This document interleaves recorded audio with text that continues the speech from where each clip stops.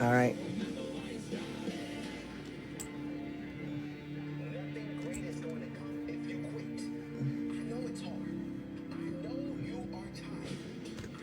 Thank you for liking the live. I appreciate you.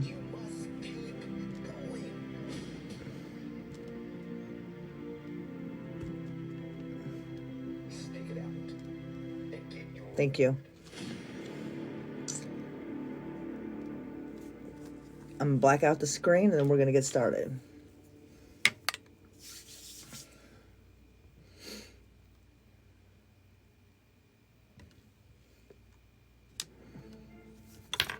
Today's podcast is Semper and Still Standing, a father's journey through loss, through love, and redemption.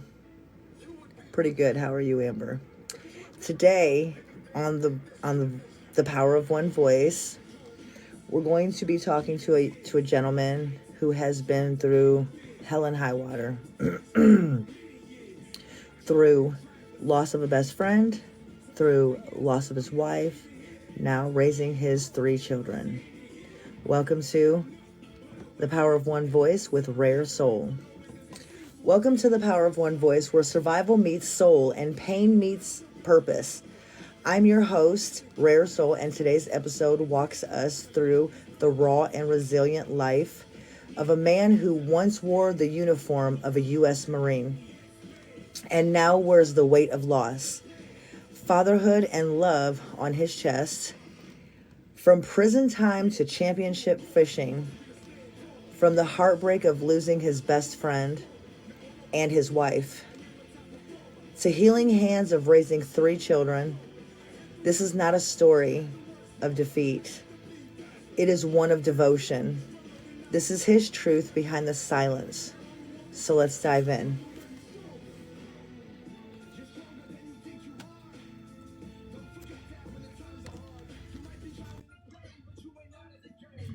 Oh.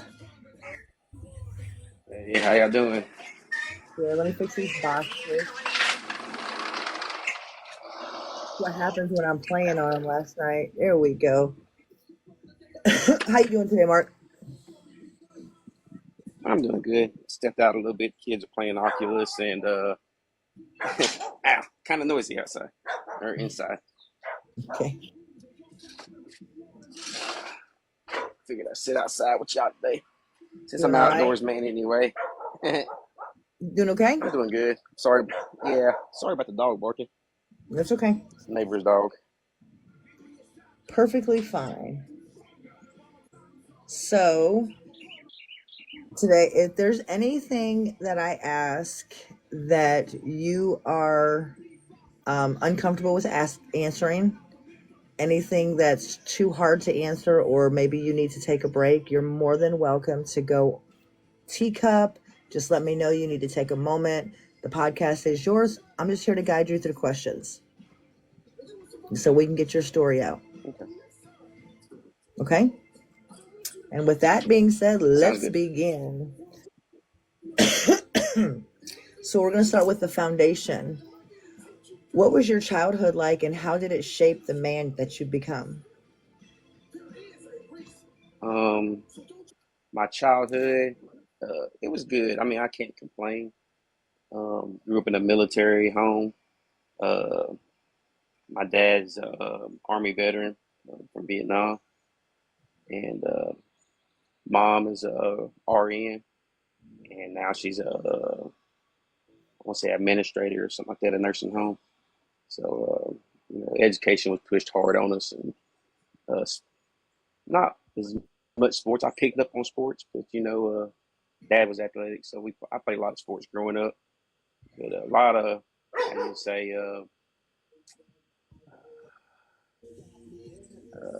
like, what's the word I'm looking for? Kind of like, um, I don't know. I guess you say order in the house. Because yeah, my dad, he was strict. You know what I'm saying? He grew up in a town that's couple towns over from us, and it's pretty high crime. So he moved us out here to the country, Okay. and he stayed on us. So, what motivated you to join the Marines? And did you feel like it was a sense of purpose or a sense of escape? Um, what motivated me? It wasn't. I guess it was more of a purpose because being in a small town and you know a star athlete and everything. I played multiple sports, but when I went to play college ball, you know, I had this idea of playing college ball, and once I finished college ball, being a coach somewhere and everything. Um, Actually, was cut short due to a strange accident. Car accident. Uh, Chipped my rotator cuff, ended my career. So um, when I started getting kind of get bummed out about not being able to play sports, so I was sitting in the cafeteria one day, and I was trying to, saying, figure out what I'm going to do with my life if I just decide to drop out of school. And Marine Corps recruiter approached me then in the cafeteria, and I was like, I feel like this is a sign, you know what I mean? So I knew there was never been a Marine in our family. Um, got a lot of Navy uncles and dad, a lot of them being Army and stuff. So I was like, I'm about to go home and tell my dad this is what I want to do. So, I came home that evening, thought about it, and I was like, I held off and I waited till the morning time and like crack of dawn. And I told him, I was like, hey, Dad, think about joining the Marine Corps. He gave me that weird look. He's like, why? And I was like, well, I can't play ball no more. I was only told I could do 70% on my shoulder, and I feel bummed out about it. I don't want to be that high school guy. Everybody knows that comes back home and they're just living a 9 to 5. Yep. That's pretty much my push. So, how was it transitioning back into civilian life? That that was tough. Transitioning back to civilian life is tough, especially on guys that um, when they do go overseas, they see a lot of combat time. And spent 9 months in Iraq and 14 months in Somalia. I probably had 2 months off in between those deployments, and You said a month. 2 months. Oh, 2 months. Yeah, Only 2 months. you kind of broke up a little bit. That's why I was asking. I'm sorry. Yeah, I had maybe 2 months in between those deployments, and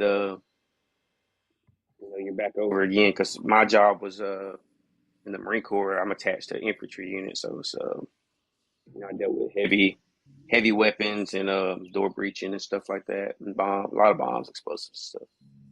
So, when I came back home, there was times after my first deployment, I came home. I didn't even drive. I couldn't drive because I would get in the car, and if I see a trash bag on the side of the road, an empty cooler, something that stuck out that I felt like wasn't supposed to be there, I was thinking IED. I'm thinking there's a booby trap. We're about to be ambushed somewhere. I'm playing scenarios in my head. I lose focus. My mom drove me around for 2 months everywhere I So, went to go. PTSD. Oh yeah, oh yeah. Would you say a lot of that's come back with that?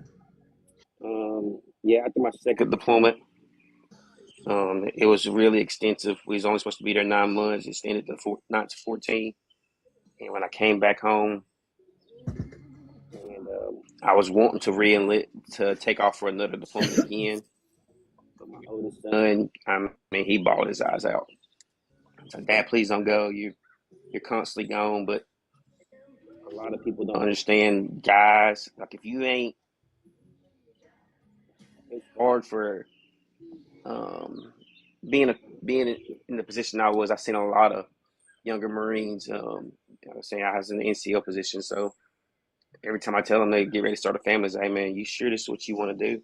Because I've been down that road. It's hard on a family. Once you get a taste of combat, it's hard to turn that switch off. You want that adrenaline dump all the time. You're searching for something that's gonna fill a void that you're constantly looking for, like something that's gonna, when you're down, it's gonna bring you up. It's gonna wake you up, and you're gonna be more stoked about anything than it feels like your firstborn being born over again every time you're over there.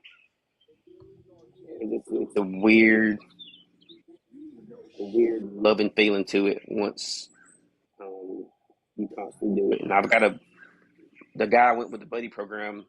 He's actually transferred over into the army, and he's a lieutenant now. I think I want to say, and he's been overseas 9 times Oh, since wow. I've been out in '09. Yeah, since we got back in '09, he's been over 9 times.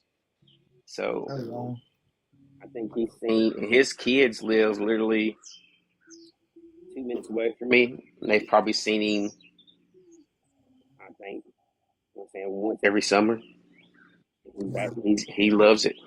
I, I can't explain it. It's just one of those things like people will never understand until you go through something like that, you know.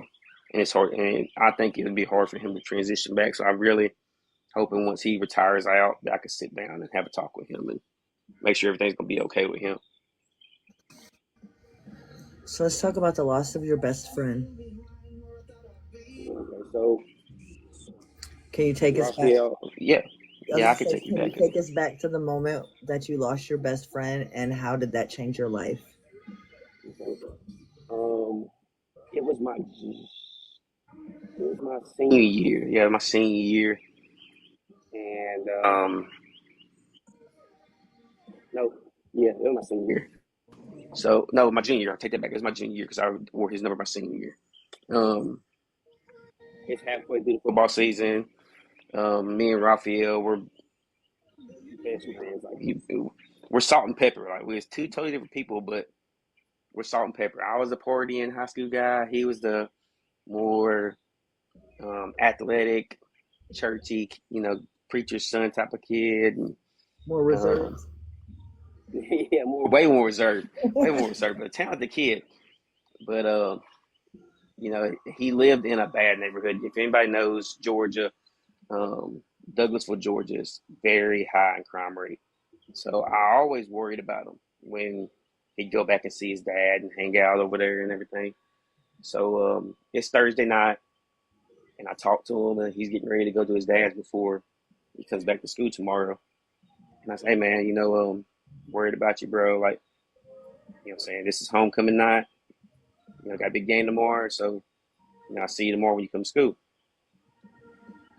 Um, you know, he goes off, and I get to school, and he's not at school. I'm like, I mean, didn't hear anything. Um, Nobody tells the students anything like that. I'm like, man, where's Raphael? So pep rally goes on. After the game, after the pep rally, we're doing our little walkthroughs, practicing, running our plays and stuff. We get into the locker room. I get to the locker room. I'm like, man, his locker's right beside mine. So I'm like, hey, where's Raphael? So it's about 10 minutes till kickoff. And, my coach comes in. He's like, hey, he calls me and like uh, three other captains in there, and we're all cool with Raphael this time. And, he's like, calls us into the office, and he says, well, I got some bad news. Um, the reason Raphael wasn't in school today is because he was riding his bike in the neighborhood at his dad's house. Drunk guy. I'm guessing he left the gas station right around the corner. I don't know if he stole something or whatnot. But as he was fleeing the gas station, he turned the corner and runs Raphael over and kills him. Mm. And I was like, man, my heart dropped. Because, it's like me and him had this idea going and playing the same college and keeping the duo going. And I'm like, it's gone. Everything's taken away from me at that point. And I'm like, coach's like, hey, if y'all don't want to play this game, don't play it. And me and Raphael's never been quitters, so I was like, I had to sit there and think about this.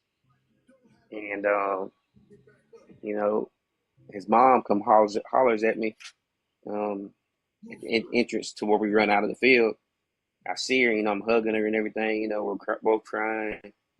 I was like, um, telling her, I said, hey, I'm about to tell the guys that we're about to cancel this game, just for you and everything. And she looks at me, she goes, Mark, um,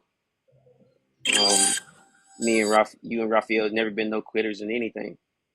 And I was like, I know. She's like, play this game for him. So, I was like, so much respect. I will. I'll do everything I can to keep this team together and play this game for him.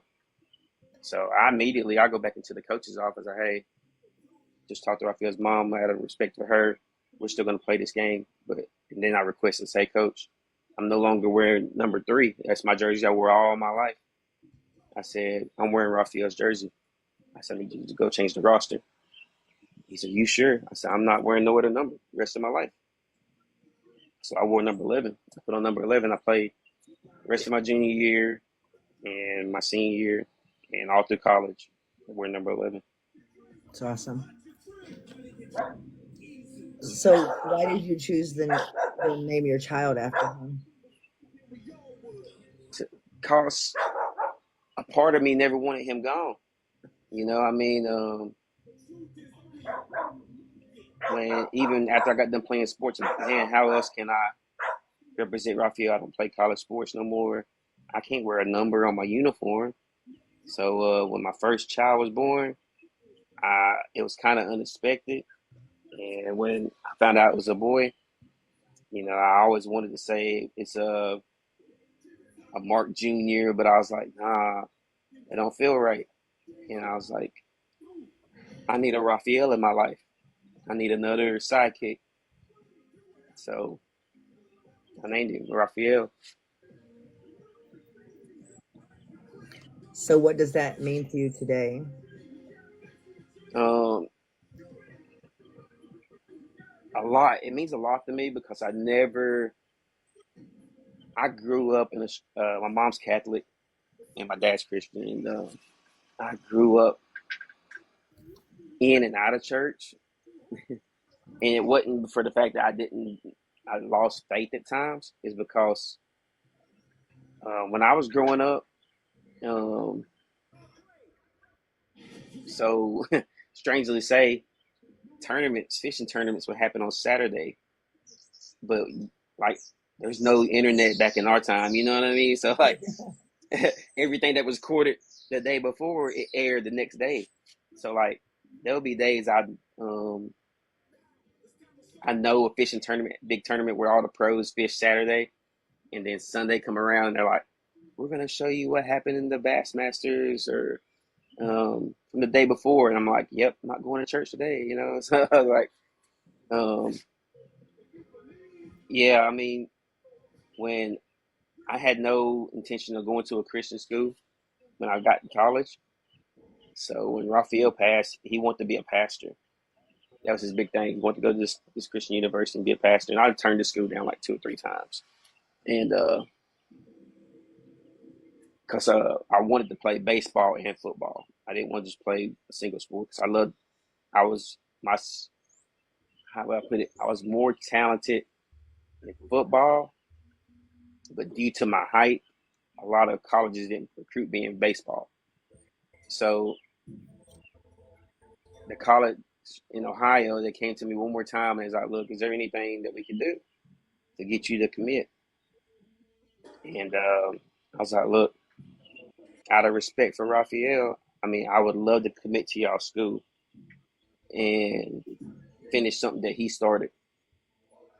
And he's like, we're going to make you an even better deal, even though Raphael didn't make it. That the leftover money that we could use it towards baseball, so we can give you a dual scholarship. Wow. So I was like, I mean, it was an NAIA school. It was a very small college, Urbana University. If y'all know where it's at in Ohio. Um, I've had offers of D2s and D3s, and I was like, this is where I'm going. And the coach was like, this small school. I was like, this is where I'm going, coach. I was like, I'm signing the papers today. They're coming to the school, put it in the newspaper. I'm signing today. So I think, that's another step of Raphael coming in back and helping me get more blessings. So, I mean, I look at that man has been my guardian angel many, many times. And like I was telling you the other night, he's actually saved my life twice. And I put that on everything I love. I know that man saved my life twice. Do you want to reiterate on that? Okay. So when I was in college, it was my sophomore year. My little brother, he's a senior in high school, and he's playing in their regional basketball championship. So I was traveling 12 hours to come all the way back down to Alabama just to watch them play. So I'm like, I get with my buddy, we're on the same team, and he's like, I said, yo, bro, like, I had a older car. I had my mom's car at the time, and it was kind of older, and I didn't want to put so many miles on it. I said, hey, man, we'll split the gas in your car if you want to go. And he's like, yeah, man, I just got done working on it and stuff, and so I said, let's do it. I mean, we'll pitch in and go half and half. So we load up. As soon as we get out of class, bam, we're in the car, we're gone, and we get to Alabama. We're like a couple of hours down from my house, and we're heading toward the game. Well, we make it to the game, and of course, my brother and them win, and he's like, "You gonna come to the next one?" I was like, "Man, depending on time frame and stuff, yeah, I could come back."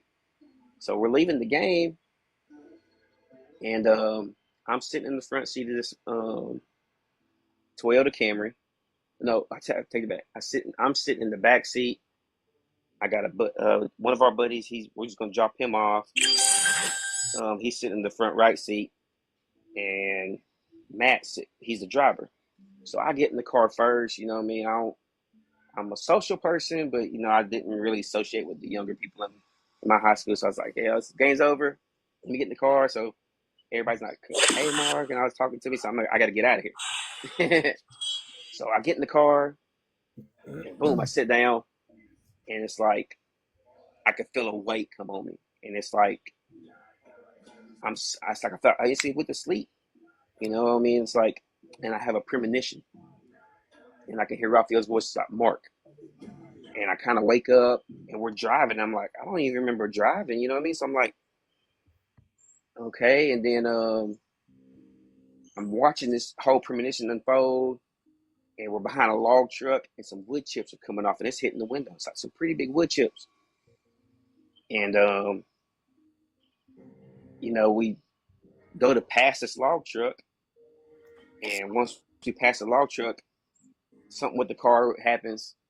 We go up under the log truck, bam, we get hit, and I could just watch myself. Like I'm watching myself from like the roof of the car, but I'm looking down at me, and I'm watching myself tumble in the back seat of this car, and I'm landing in between the seats, and I watch my back crack, and I watch myself die in this premonition.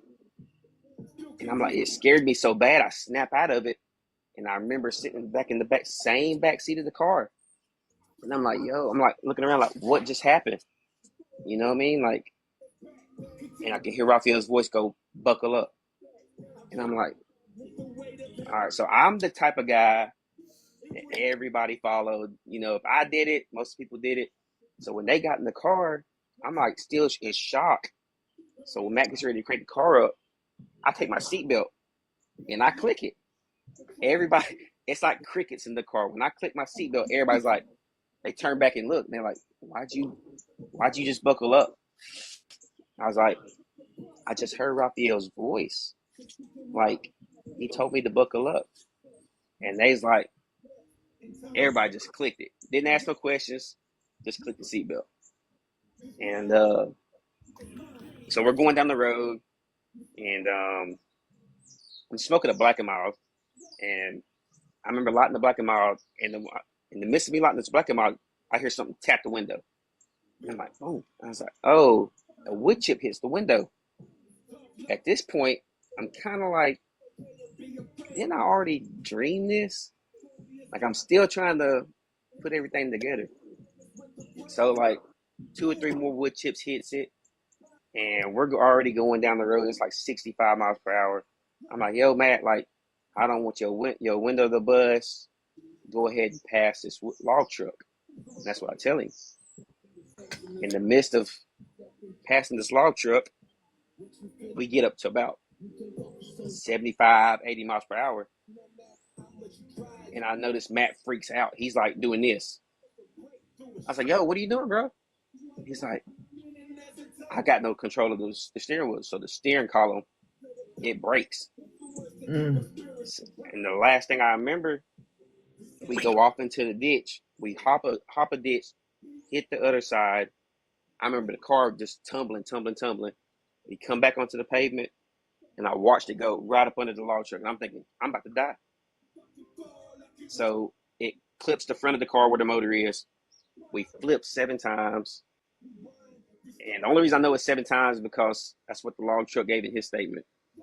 And he said, we flip 7 times. We land upside down. And I'm like, got my hands on the roof. And I'm looking at everybody. I'm like, yo, like, what is going on?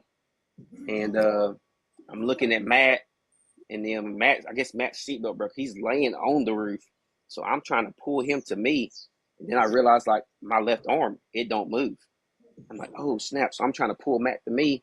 As I'm pulling him, I'm looking right past him out his window. And here comes a gas truck.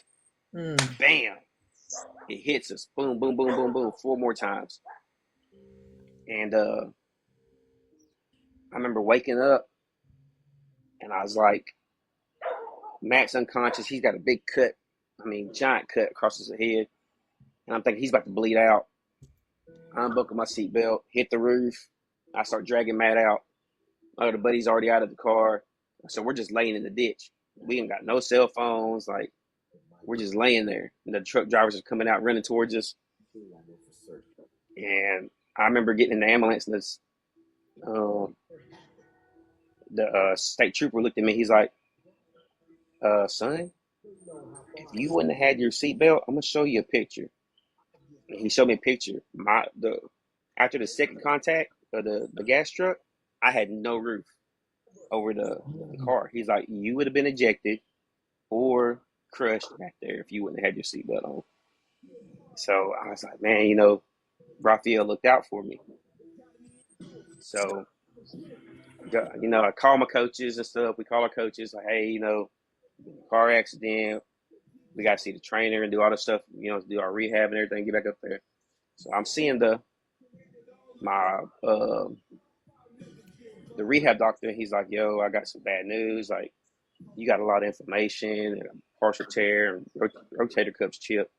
You're probably not going to lift 70% more than your weight ever again.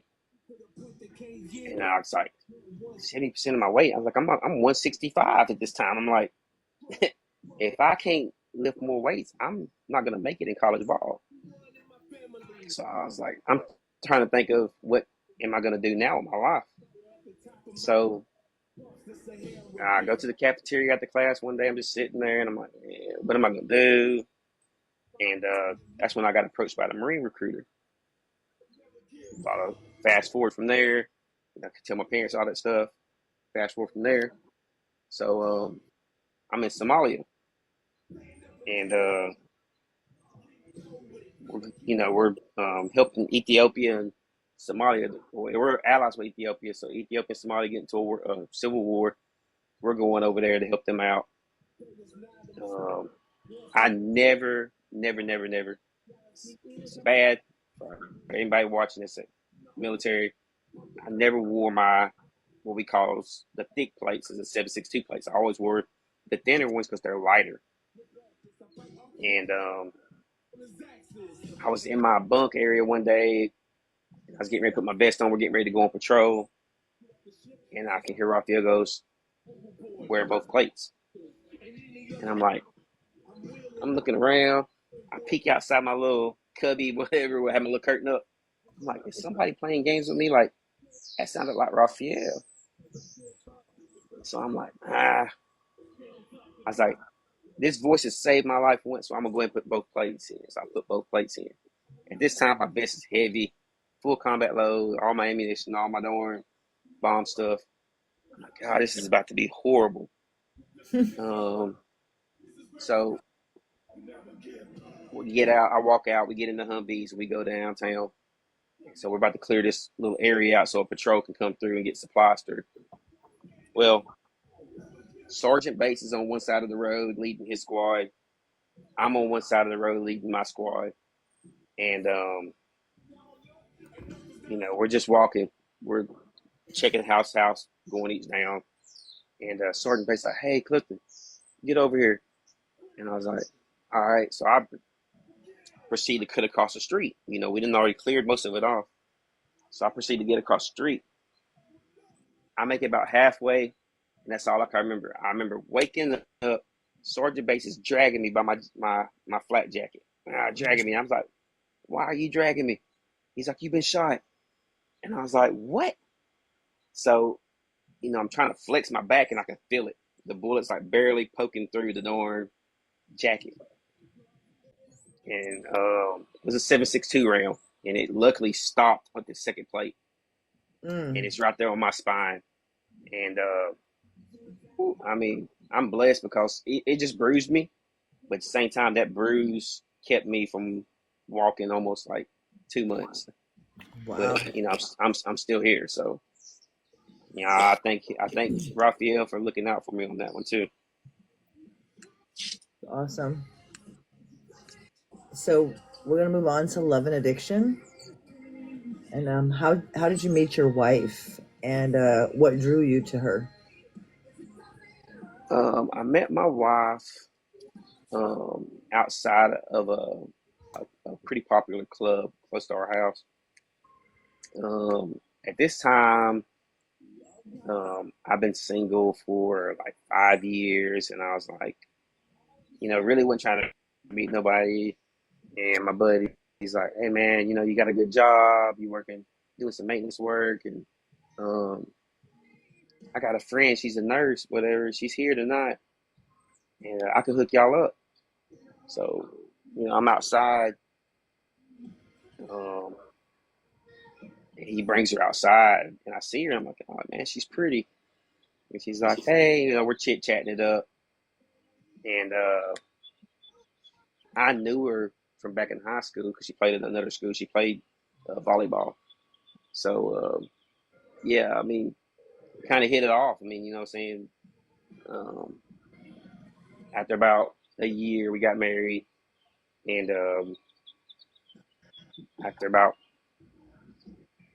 within the second going into the third year, we had our first kid, and then about the fifth year, we no, yeah, fourth year, we had our second kid, baby girl. Awesome. So what drew you to her? Um, back, honestly, back then I was wanting to be with someone, and I think I rushed it. I based it more off looks than waiting to really get to live with someone and know them first.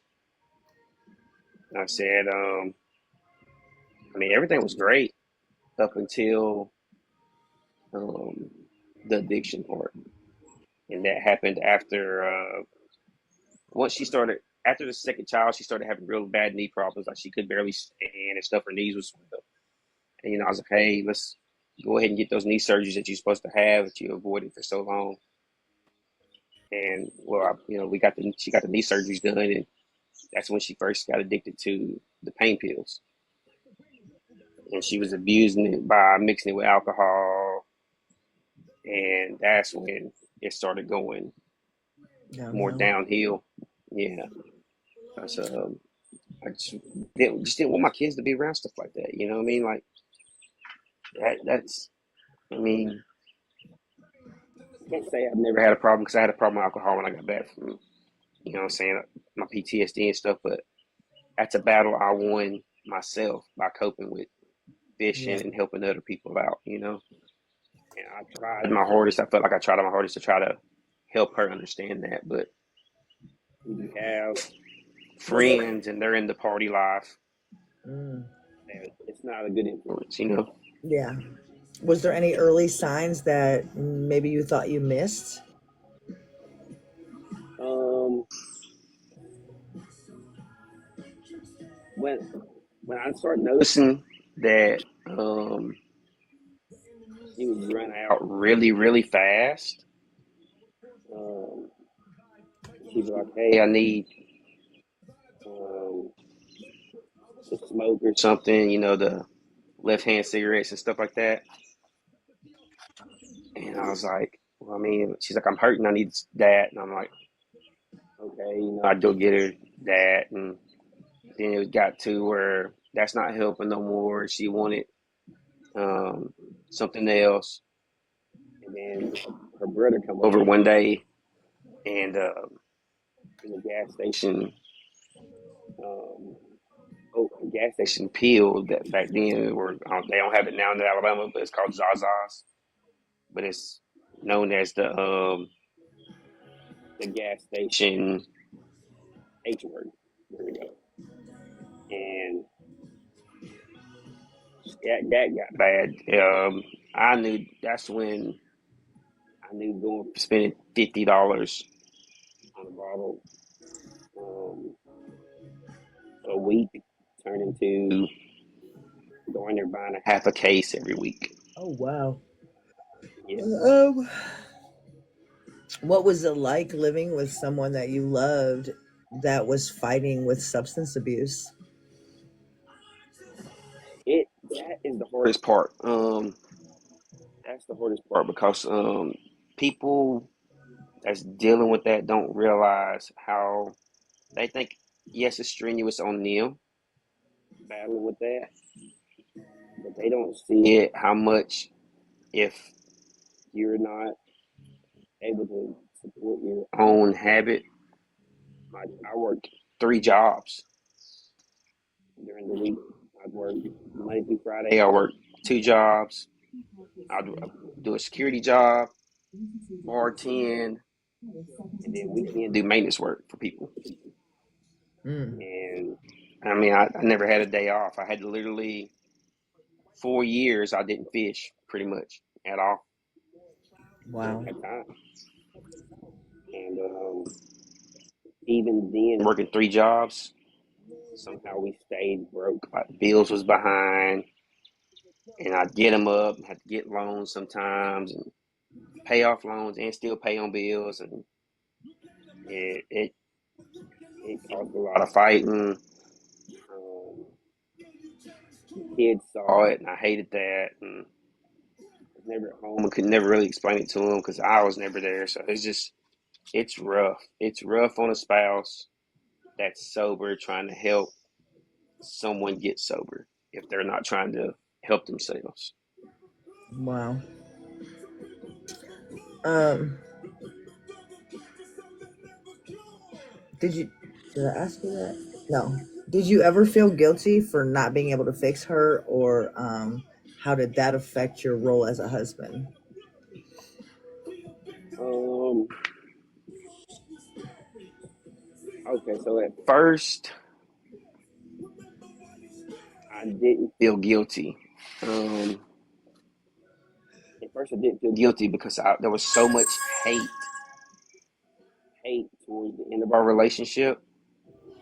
Um, when she wrote all those bad checks and um, eventually the had a warrant out for my arrest because the bank account was in my name, but the bank allowed her to get this money out, and she didn't want to go to prison. So I had so much love for her. I was like, look, mentally, I could do anything. To me, I could do anything. Like was at that state. Like you can't tell me, you can't break me because I've been in the worst of situations.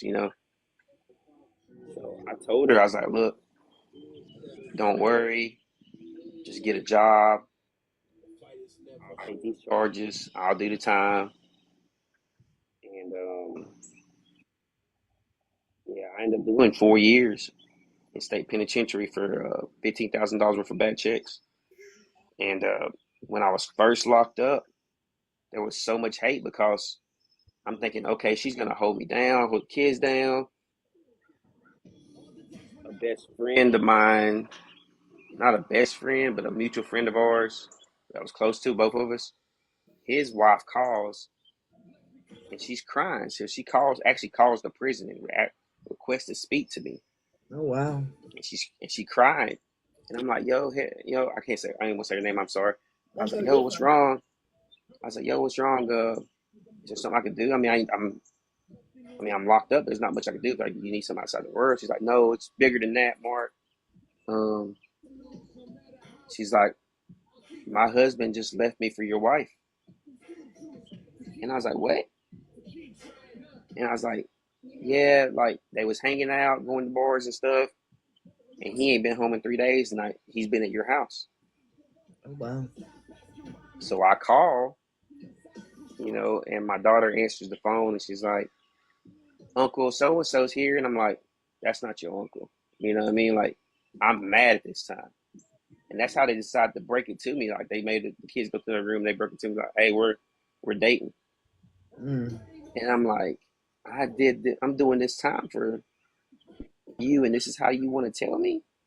Like, y'all wait till I'm out the picture or something like here, you know what I mean? Like, so I was mad at first. I was mad to the world. You couldn't tell me nothing.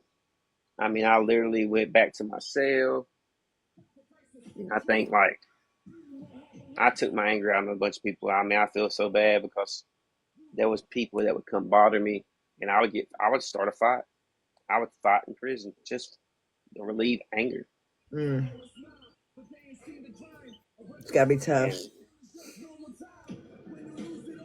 so, I mean, yeah, I mean, it was I felt, but towards what happened towards the end, I mean, I'm like, yeah, I mean, I can't hate no more.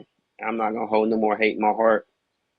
You know what I mean? You know what I mean? I learned to filter negative things out, so it's I'm doing much better with moving past things that I feel like is not good for me in life. You know?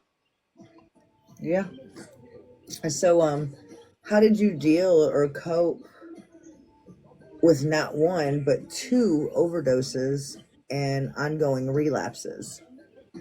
Yeah. So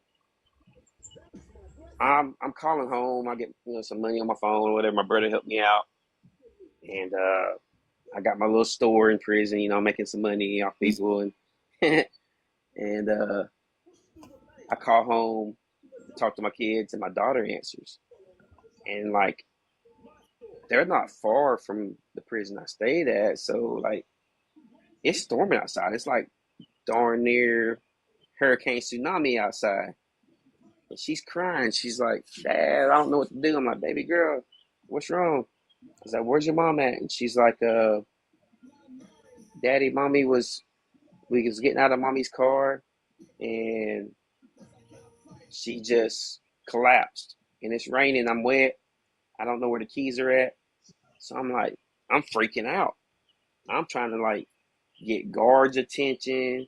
I'm trying to like think of everything in my head, like who can I call to drive all the way out here to get my kids? Um, so it hits in my head. I'm like, okay, baby girl, like stay on the phone with me. I'm about to walk you through everything. My daughter is like 3 years old at this time.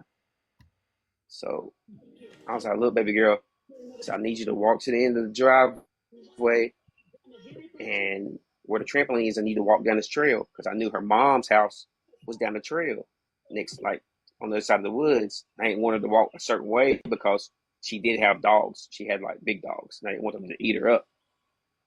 Um, so it's like I'm on the phone with her. She's walking. I can hear her walking. And I was like, look, just once you get to the trail, run, sweetheart. And so I was like, I don't want you to get snake bit. And she just runs through the trail, I hear her running. And I was like, can you see Graham's house? And she's like, yeah. I was like, run to Graham's house. And she runs to Graham's house, and she knocks on the door. I can hear her on the phone. And her grandmother's like, what are you doing? Why are you outside? And she hands her the phone. And I was like, yo, daughter is OD'd in the driveway. Like, and my daughter's out here in the rain. I'm like, something's got to give here. I was like, I'm getting my mom. she's coming first thing in the morning, get my kids. I'm starting the paperwork. I was like, my stepkids, I was like, I was close to them, but I was like, they're not gonna live with me. You know what I mean? Like Right. they was way closer to their grandmother. So I was like, if you want the stepkids, I'm fine with that. We can work some paperwork out, and that's how it all got started. I mean, after that second OD right there, the first one, her mom called me on it, but that second one, that was the final straw for me.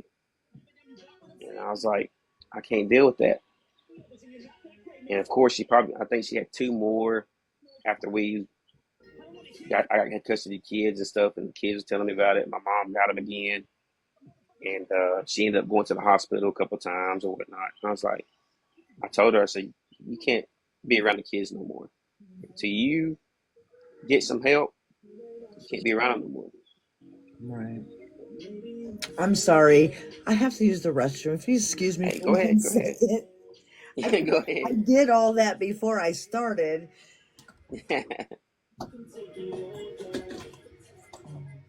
What's going on, If, chat? Y'all I can was hear going us to say, pretty if good? anybody in the chat has a question for him, you're more than welcome while I'm Yeah, out. yeah, yeah. Feel free, chat. If y'all got a question, I'm here for you. I mean, I can answer what I can. I'm a pretty open book.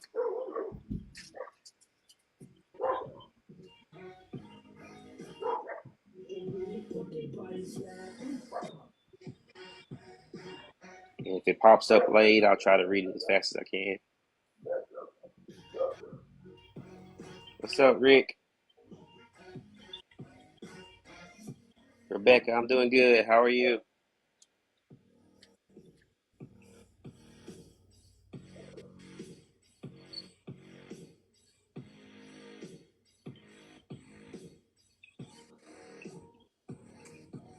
Yeah, if anybody that's likes fishing or anything like that, let's see.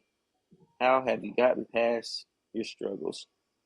Um, Gotten past my struggles. I use fishing. Fishing is like my sanctuary. I find out that going to the lake, sitting on the lake, and hey, tell your grandson, hey, Semper Fi, and I'm glad he made it back. And yeah, when I go to the lake, that that look across the water sometimes when it's still that early morning, that's a soothing look for me. That sunrise and them sunsets. Hey, I look forward to that. I ain't even got to catch fish all the time. Just being able to hit the water and see the views that you can't see from land sometimes. Oh, Wait. yep. Go ahead. Go ahead. Okay. Yeah. I was just letting you finish answering whatever you were. I didn't see what you're answering. Yeah. They asked me Okay. how did I soothe with past my struggles and stuff. Um. Sorry. I think I scrolled too far.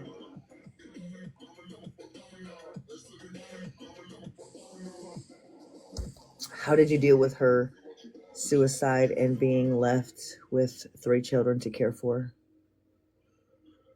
Um, so I was at work on a Sunday, and my daughter keeps asking to go see her and stuff, and it's out of the blue, um, she calls me from the hospital phone in UAB, Birmingham, and I wasn't gonna answer it at first, but something was like, "Mark, answer it," and I was like, "Okay," so I answered it, and it's her. We're talking about all the past and what the fuck ups, and um, how she wish that she can get help and things could change, and she kind of hinted wanting to get back together, and I was like, "Look," I was like, "I got love for you. You're the mother of my kids, but that type of love, um, I can't go back on that." I was like, "What we went through, I can't scratch off. I mean, I can forgive a lot of things, but I'm just total honest. I can't scratch that off. But I said I'm willing to pay out of pocket and get you um, whatever help you need. You're the mother of my kids. I want you to have a healthy life. You know what I mean? And be part of their lives. So, she's like, yeah, I appreciate that. I'd like to see him. And I was like, well, we'll set up a date and throughout the week, and you let me know. I'll bring the kids. I'll stay awake when I get off work because I work third shift. As I stay awake and I'll bring them to you, and you can have a play date with the kids. But that's nice and everything.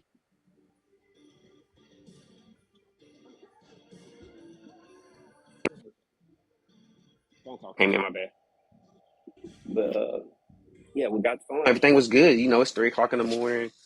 It seemed like everything went good. And 2 hours goes by, and it's about an hour for me about ready to get off, and I keep getting this 205 number calling. So I'm like, ah, it's a Birmingham number. I was like, I told her, what I mean, I'll call her back. I was like, I ignored the first one or the first three. And I was like, it called the fourth time. I was like, okay, maybe it's something important. Let me answer this call. So I answered the call. It's her stepdad. And he's like, hey, Mark, this is her stepdad. And I was like, hey, what's going on? Is everything okay?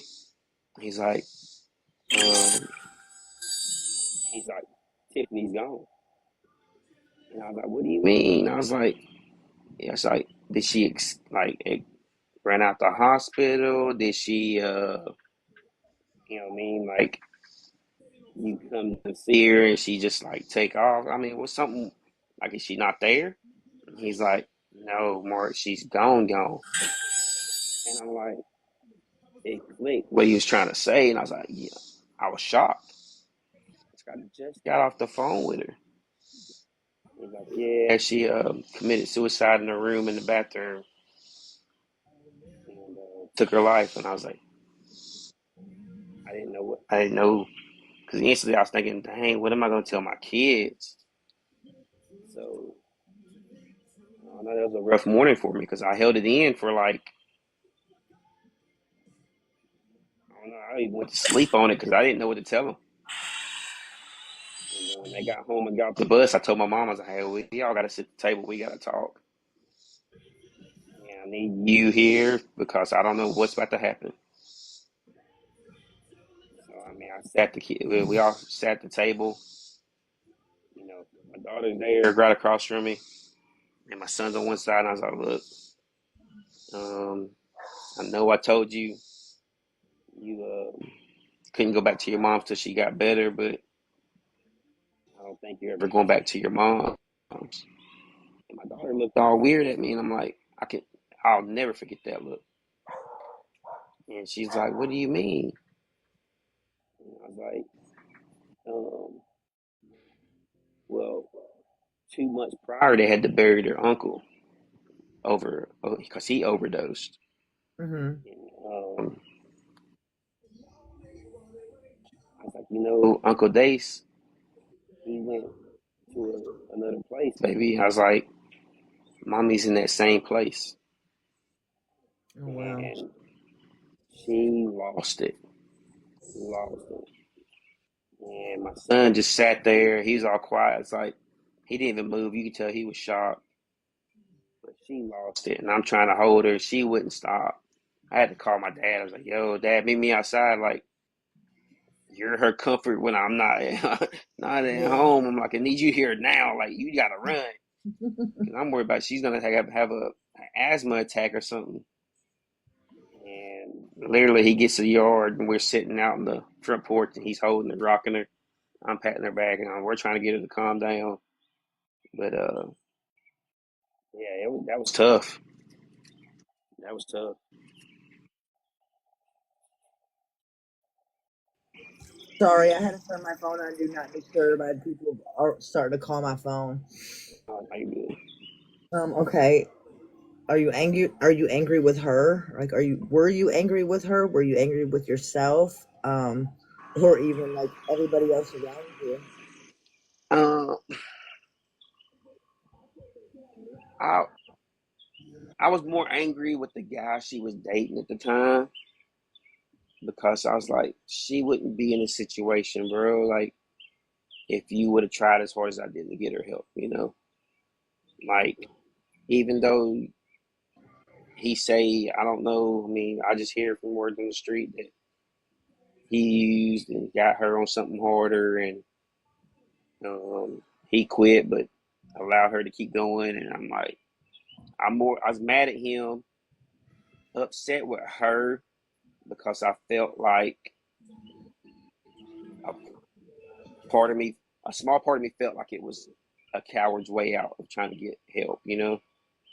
But at the same time, I tried to look at it from a military mindset, like, you know, people that deal with addiction like that, they have a small part of PTSD, you know what I mean? Like, or, you know, that's what causes these relapses in people, you know what I mean? So I was like upset, but at the same time, I felt bad, and I felt like somebody should have been in the corner more. But just every time when she used, we argued. So it's like I really couldn't really blame myself because I try to keep myself away from having those endless arguments like that. So um, I don't know. It's a bunch of mixed emotions with it, though. I mean, it's like more hated that she's gone because she's missing out on so much that I picked up on. I mean, I don't know much about pageants and stuff, but I have learned about pageants more than I ever have in my entire life in the past 2 years. um, you know, she's amazing little softball player. My son's into fishing with me, so he's with me about every time I hit the water. And he's playing football and stuff, and it's like, you know, when they ask their parents to walk you out, I mean, how am I supposed to keep you from crying when there's only one parent walking you out? You know what I mean? Yeah.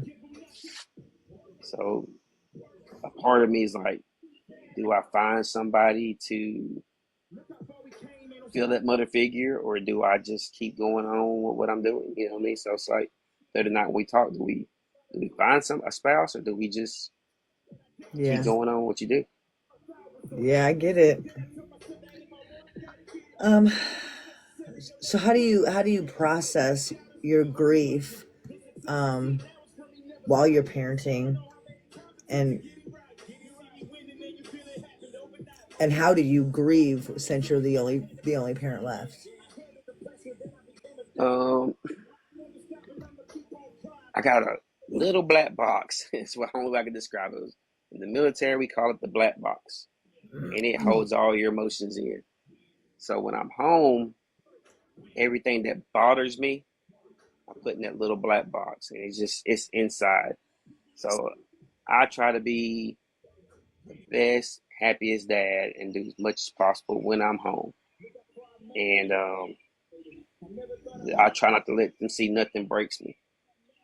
You know, anything you can fight through anything. I try to show them that, like, uh, but the I guess the more sensitive side, I can't teach that because sensitivity in the Marine Corps, that's you can Non-existent. wipe you can wipe that out. So it's Yeah. like I don't have no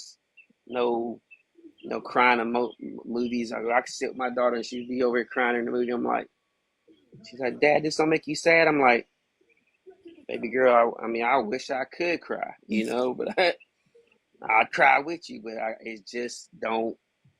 That part of me, that switch is like destroyed. But um, when I'm in the truck by myself going to work, that's when there's that space. When I'm by myself, like, I'm the type of guy, I'm a horrible person if you want to ride me on a road trip because I sometimes, very rarely, I play the radio, but most of the time I'm just listening to the sound of my truck, watching the road, and I'm thinking. I'm thinking of, planning stuff with my kids, my fishing, what I got to do at work, what bothered me that day, how can I fix this, what can I do to make this better. That's my thinking time. Mm. And I hate those drives, but it happens. It's gotta happen. When I get off work, I'm like, you can ask everybody I work with. I'll crank my truck up, and for the first 5 minutes, I'm just staring, and I got a blank look, and I'm like, God. That's when everything starts clicking. My body slows down, and I'm able to put everything out of that black box. That like it explodes it all at once, and I'm like, here we go, Yeah. and I'm by the time I hit my driveway, it's like, all right, everything back in the back box. Boom, come to the front door. You'd never know nothing was bothering me. Wow. So describe your prison time and what you learned in confinement. I gotta turn my air conditioner on too, so just go ahead. Yeah, go ahead. Um, my prison time was a first. I've never been in trouble in my entire life. No DUIs. I've had a couple of speeding tickets. I street raced, but I mean, um, I've never would I've thought prison to be what it's not what you see on TV. It ain't. Um, cause Alabama's prisons is one of the highest, has the highest death rates, you know, throughout the country. So like when you go to prison and like the first thing they do when you're doing all your paperwork and then you sign a death certificate, I'm like, why am I signing a death certificate? He's like, well, just in case you get stabbed or somebody beats you up to death and you don't make it. I'm like, what? You know, And I it know clicked. I know a lot of people that's been in prison, and I've never heard that. That's crazy. And Here maybe in Alabama, yeah, here in Alabama, they make you sign a death certificate and they leave it, yeah, your signature's on it and they leave the rest of it blank. So just in case you get killed in prison down here. We have one of the highest death rates in the country, Alabama prison do. And like I remember thinking like, man, this is crazy. And I remember sleeping on my bed the first time. I'm thinking this is horrible because you have to. There's people that's been in there for long periods of time, and you got to watch how you move. Like you walk by people and they're like elders and stuff. You're like, hey, excuse me, sir, can I pass? Or if you cut in line of somebody, you liable to get stabbed. Or if you walk beside some guy that's high off whatever jailhouse drug there is, and the time they're sneaking in and getting stuck in, this dude might think you a snitch if you move the wrong way and will stab you for no reason. So yeah. it's like you either get friends or you don't. And Yeah. most of the time I chose not to, and I just worked out the whole time I was in there, kept to myself. I called from time to time.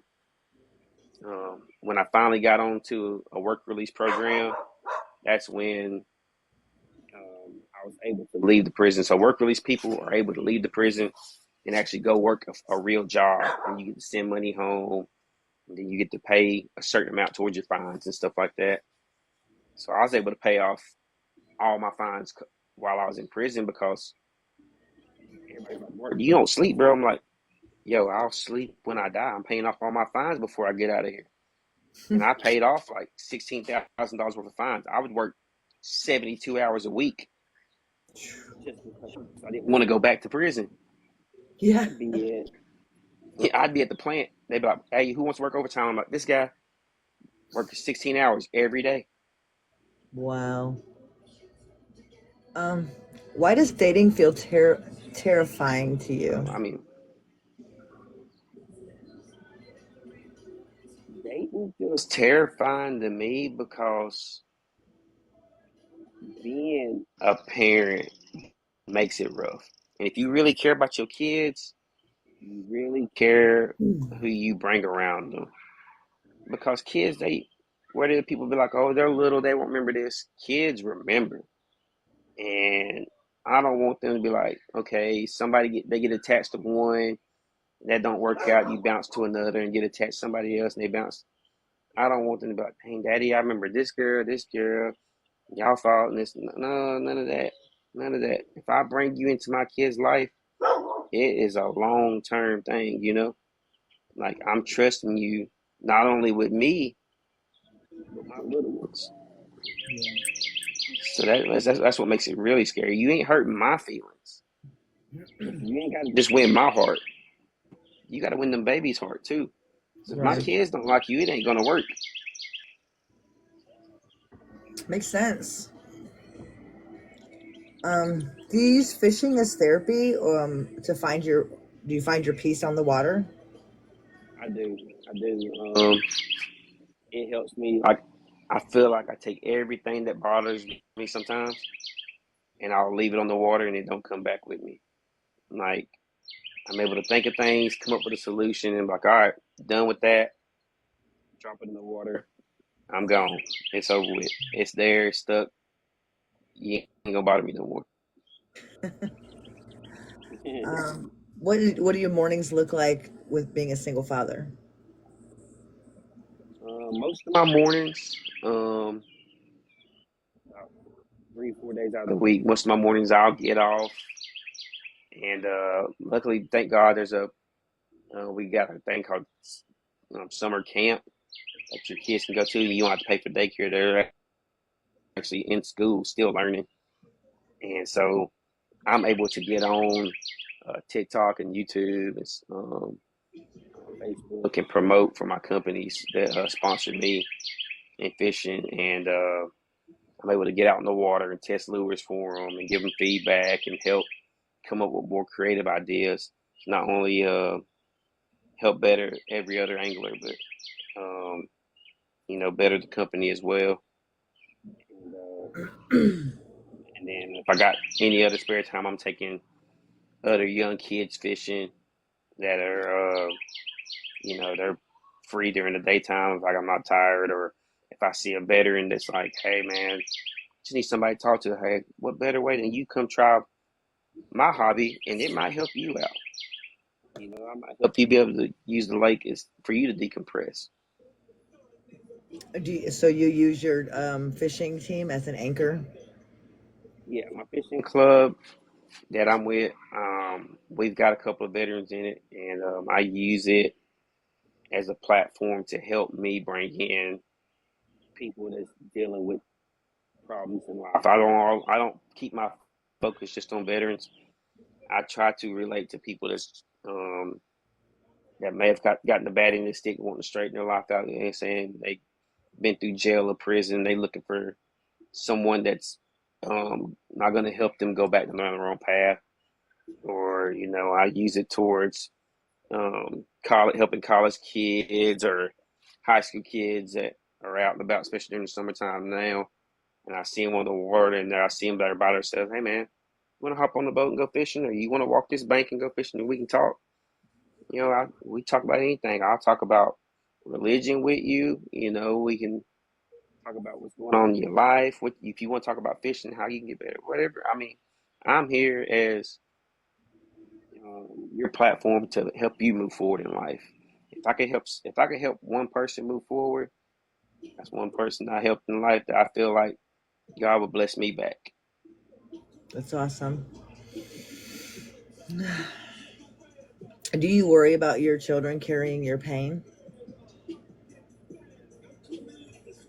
Uh, at times, because they was 3 and 4 Hmm. when I first left, and they to this day they don't know the full story.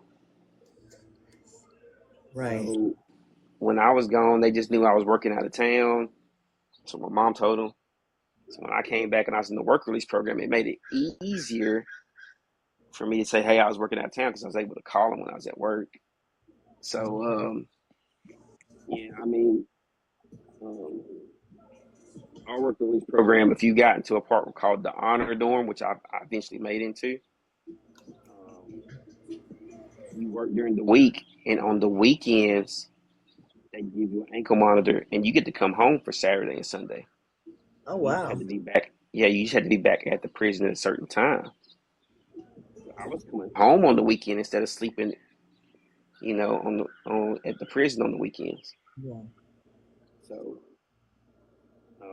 they just thought Daddy was out of town working, Hmm. and he had a bracelet on, so his job knew he wouldn't run away.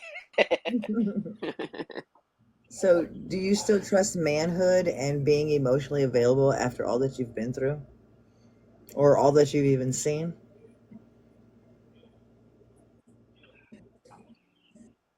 Um, what do you mean by manhood? We talking about like man as in general, like every human being, or we Like, yeah, yeah, like like me? every, yeah, Okay. Um, I do. I I trust human. You know, what I'm saying manhood, and mankind, or whatever.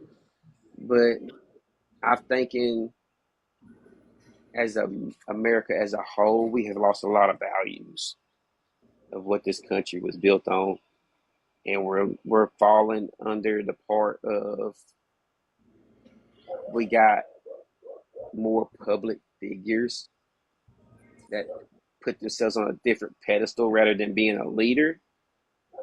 It's more like being treated as if you was an emperor or king. yeah, And when you got people taking wrong context into the Constitution and you're able to twist it to fit your ways, I'm not a big fan of that. Um,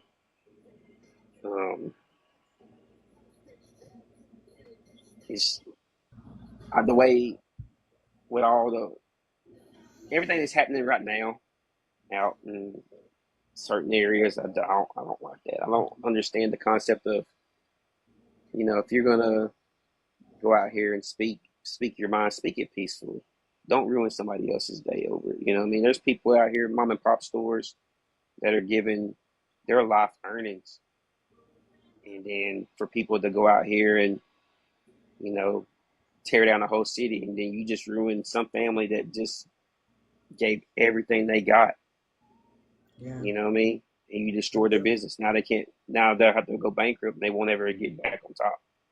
Mm. I mean, if the shoe was on the other foot, I mean, I get it. I mean, you'd probably be upset, but you know what I mean.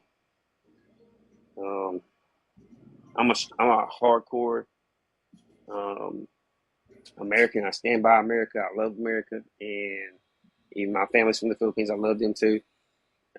But I defended this country, and I want it to succeed. I don't want to take no steps back because if we, as a whole in America, cannot get along, um, every great empire has fallen, and it has been due to greed. Yeah, So, for sure. and it's a time, and there is a time. I mean, we can't be on top forever, and that's what people don't understand. Like, if we can't work together, we won't be on top forever. If we can't come together as a whole, this country will fall. For sure. What messages would you give to another widowed father or fathers or men that are hiding behind strength? Um, Message I would give to other single fathers or men that are high behind strength. It's okay to go somewhere and vent, or even if you got that emotional side more than I do, break down and shed a tear, man. I mean, um, I've been out on my boat plenty of times and not even thrown the lure in the water one time and just sat there and just thought, man, um, what can I do? Like why, or what the world is going on. And it happens. I mean, you will break down and it gets such a hold of you. But you know, I stand by um, a big part of a belief of mine, and that's uh, KFG. And that just means keep effing going. No matter how hard it gets, just keep effing going. And just remember, like, how grateful you should be to see the age that you are now. Because, I mean, we all don't have control of our time clock, you know? When that big Absolutely. guy upstairs decides to punch your time clock, you got to look back and think, what story did I leave behind? What what lives have I changed, what I mean, on this path. And I hope I could reach out to a bunch of dads and people that want to inbox me or whatever. If you feel like you can't keep going, hey, get in contact with me. I can find something to get you motivated to keep going. Right. That's great. So thank you for coming. Yes, ma'am. Yes, ma'am. Um, with the closing statement to the men that's still trying to stand behind his brokenness, this voice was for you. Life doesn't hand out medals for the tears that we shed behind closed doors, but it does offer moments like these where healing whispers louder than hurt. To our guests, thank you for your service, your honesty, and your love for your children. To every listener, you may walk away knowing that strength is not silence. It's speaking up, it's showing up. Until next time, keep holding on. This is the power of one voice. Stay rare, stay real. And then I would like to just leave a few Till Valhalla projects for veterans. And then there's also TAPS for those of you it's an assistant program. Solo moms and dads grief support, National Suicide Prevention Hotline, and Mission 22 Veteran Support and Healing. All these websites will be down in the description, so please feel free to use those if you need them.